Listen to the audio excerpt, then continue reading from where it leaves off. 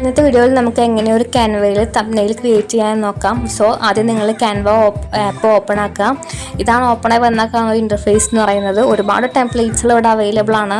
നമുക്ക് ഈ ടെംപ്ലേറ്റ്സ് നോക്കാം. നമുക്ക് ജസ്റ്റ് നമുക്ക് ആവശ്യമുള്ളത് മാത്രം നോക്കാം. നിങ്ങളുടെ പ്രൊഫൈൽ എന്തായാലും നിങ്ങളുടെ ടെംപ്ലേയിൽ ക്രിയേറ്റ് ചെയ്യണത് ഞാൻ ക്രിയേറ്റ് ചെയ്തതിൻ്റെ പ്രൊഫൈലാണ്.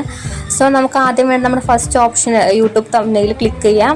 അത് ക്ലിക്ക് ചെയ്ത് ഇങ്ങനെ ബ്ലാങ്ക് പേജാണ് വരിക. ഇനി നമ്മൾക്ക് മെയിനായിട്ട് ഈ ഒരു ബ്ലാങ്ക് പേജിലാണ് ഫുൾ എഡിറ്റ് ചെയ്യേണ്ടത്. താഴെ കാണുന്ന ടെക്സ്റ്റ് ഓപ്ഷനിൽ ക്ലിക്ക് ചെയ്താൽ നമുക്ക് ടെക്സ്റ്റ് ചെയ്യാനുള്ള ഓപ്ഷൻ വരും. ഇപ്പം നമ്മൾ ജസ്റ്റ് ടൈപ്പ് ചെയ്ത് കൊടുക്കുക how to make a logo.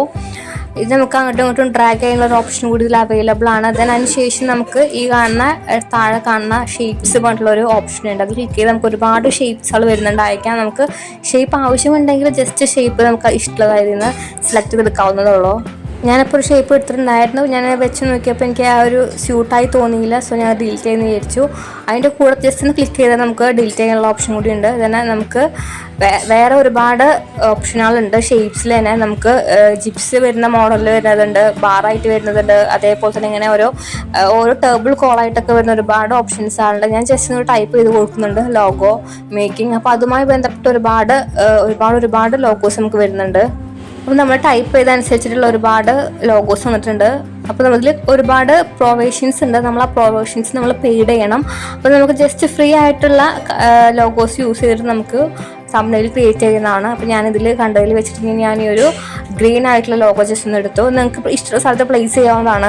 Just നിങ്ങൾക്ക് വേണ്ടി കാണിക്കാൻ വേണ്ടിയിട്ട് നമ്മൾ ഇത്രയും സിമ്പിളായിട്ട് ചെയ്യുന്നത്. അത് ബിഗിനേഴ്സിന് ഏറ്റവും ഈസി ഉണ്ടാക്കുന്ന ഒരു മെത്തേഡാണ്.